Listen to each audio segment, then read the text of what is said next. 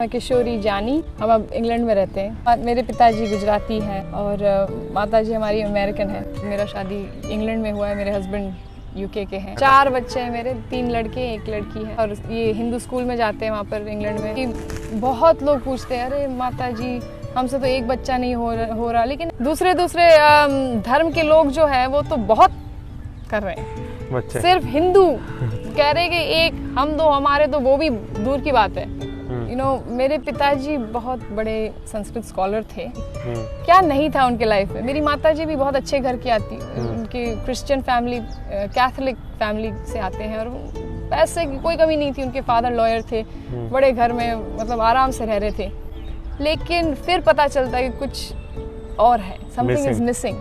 Money is not everything. तो अभी England में आप क्या करते हैं?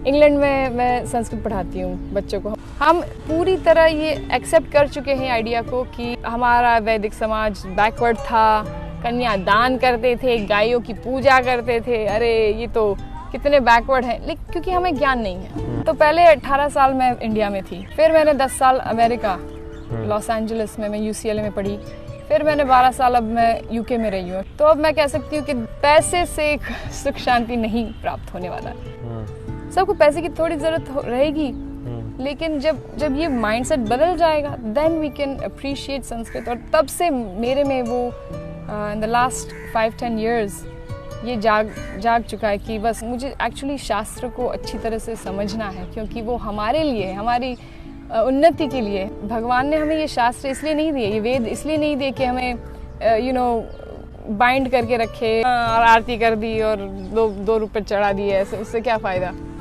उसे पढ़ने के लिए दी है।